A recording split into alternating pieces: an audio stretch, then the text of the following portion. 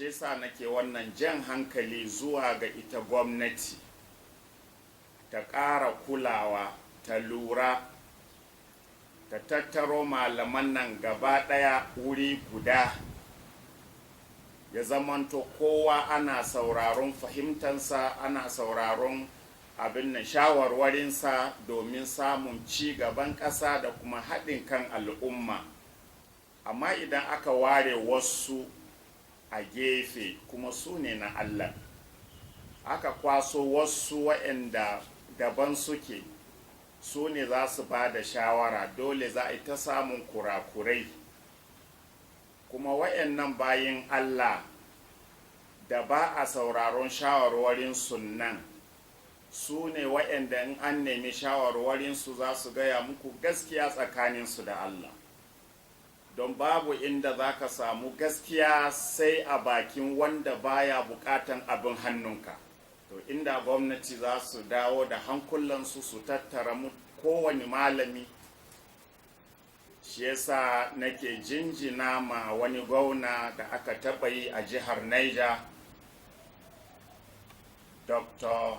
Mu'azu Babangida Aliyu, Allah ya ƙara masa lafiya, Allah kuma isa ya gama lafiya. Wannan bawan Allah a zamaninsa mun ga yadda ya yi da malamai, ya tattaro kowa, babu wanda ya bari a baya. Ko ka kai mishi zuga wayannan 'yan shi'a ne sun yi kaza, ba zai saurare ka ba sai ya bincika ya tabbatar da me ya faru ko me ke faruwa. Ya bani special advisor, ni ne mai ba da shawara akan addinai nashi a zamanin.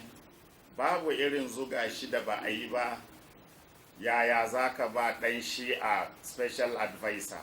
Saboda kowa aka ji ya ce ahlul baiti to shi kenan kawai ɗan shi'a ne, ‘ya'yan annabi, zuriyan annabinku, amma ba dama a faɗi darajansu an zama ‘yan shi'a.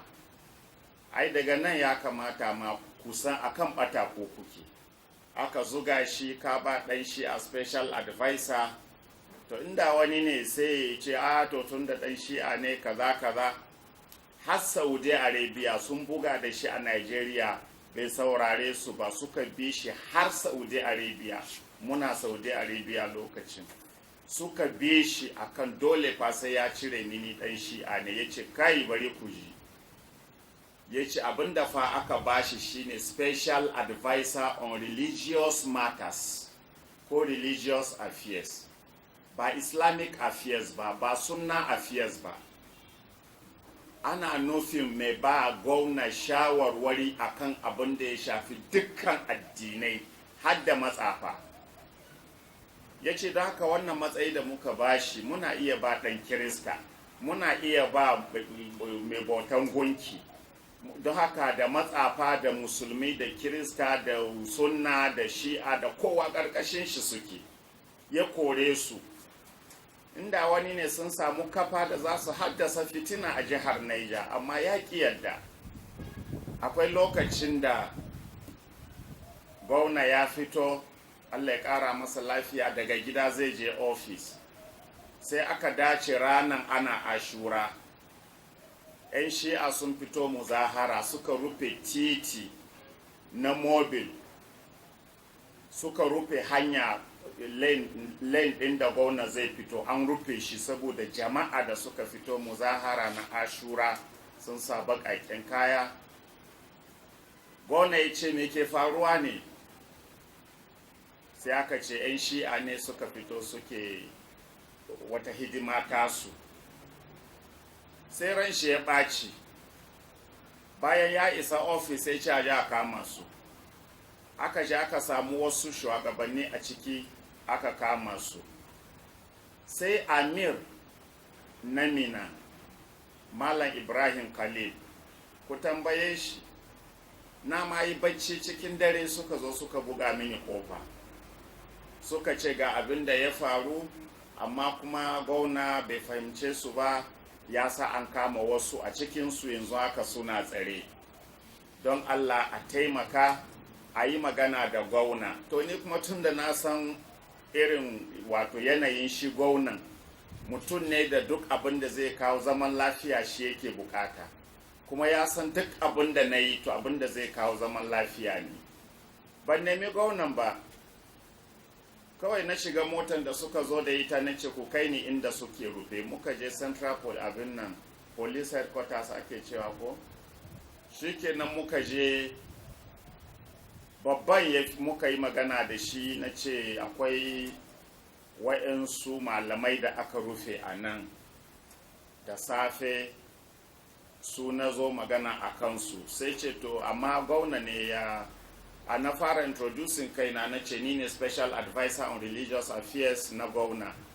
Ya ce you are welcome sir. Na ce to akwai wa'yanda aka rike tun da safe, su na zo a bani su. Sai ce to amma gwamna ne ya ce a rike su, gwamna ne ya yi umarni a rike su. Na ce to ai ofishi na ne, don ni ne shugaban addinai gaba daya, shi kuma shugaba ne na Niger State gaba daya.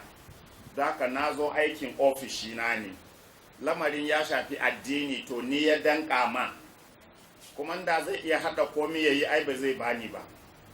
Ya girgiza kai ya ce to amma ranka ya daɗe akwai inda za ka sa hannu fa cewa kai ka karɓe su. Na ce maza a kawo gurin.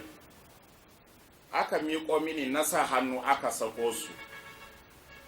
Washe Allah sarki, Allah ka ƙara ma Talba lafiya.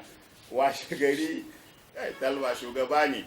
Washe gari an zo ana wani taro, sai zo yana speech haka, sai ke cewa yanda 'yan shi'a suke fita da yawa har a rufe hanyar nan, ya kamata a daina shi. Yana magana yana kallo na, ya samu labari ni na sako su.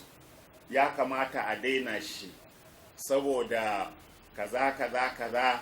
Haka jiya sun rufe hanya, sai na sa aka kama su, sai wani a cikinmu ya je ya kwato su ya sake su. Yana kallo na kallon shi, bai faɗa da ni ba, bai zarge ni ba, bai ce me yasa kai haka ba, don ya san abin da na yin nan shi zai kawo zaman lafiya. Kuma shi Talba ko haƙƙin shi ka shiga, in dai abin da zai kawo zaman lafiya kenan a jiharsa, shi kenan kawai ka gama da shi. To wannan shi kamata shugabanni su mai da hankali, su daina yarda wasu malamai su rinka amfani da su don cutar da wasu malaman da su ba su so. Kowa naku ne,